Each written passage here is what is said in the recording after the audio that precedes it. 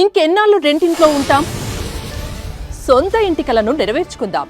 Suman TV biggest property expo October 18th, 19th HSCC Novotel Hyderabad. ఇప్పుడే free entry కోసం call చేయండి.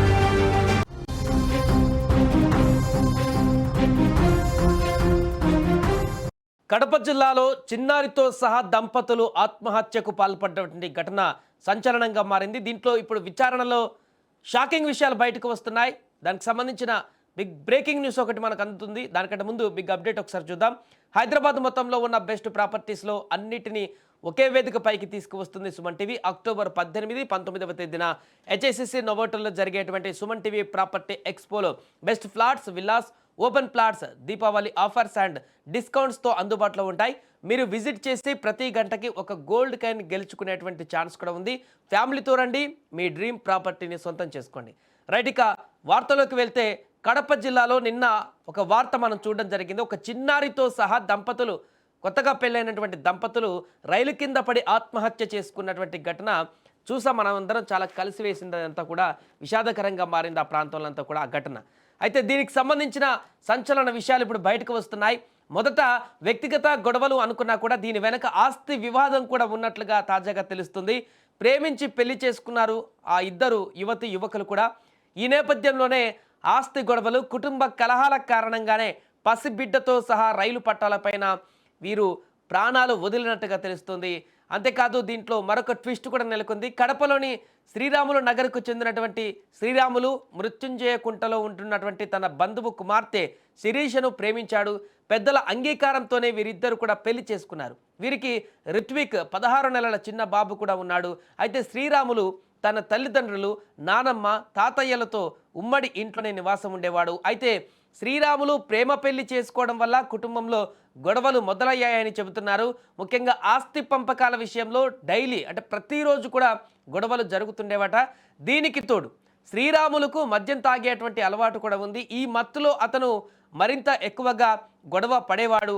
ఈ గొడవలే వారి జీవితానికి ఎండ్ కార్డు పడేలా చేశాయంటూ కూడా అక్కడున్న వారు చెప్తున్నారు. రైట్గా ఆదివారం రాత్రి కూడా శ్రీరాములు మద్యం సేవించి ఇంటికి వచ్చాడు.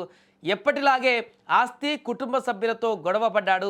ఈ గొడవ కాస్త పెద్దదైపోయింది. తర్వాత శ్రీరాములు, శిరీష ఇద్దరు కూడా ఆటోలో రైల్వే స్టేషన్కు వెళ్ళిపోయారు. ఇంట్లో జరిగినటువంటి గొడవ తర్వాతనే ఇదంతా చూసిన అతని నానమ్మ వెంకట సుబ్బమ్మ ఒక్కసారిగా భయాందోళనకు గురైంది. కుటుంబంలో జరుగుతున్నటువంటి గొడవలు మనవడు, మనవరాలు చేసిన ఈ పనికి తట్టుకోలేకపోయారు.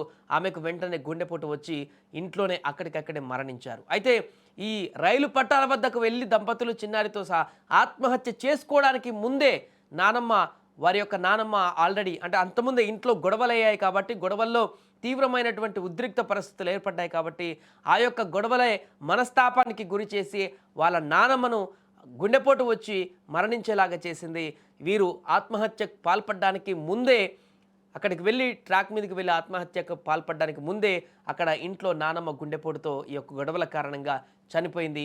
ఆ వెంటనే క్షణాల్లోనే వీరు కూడా అక్కడికి వెళ్ళి ఆత్మహత్యకు పాల్పడ్డారు రైల్వే ట్రాక్ పైన.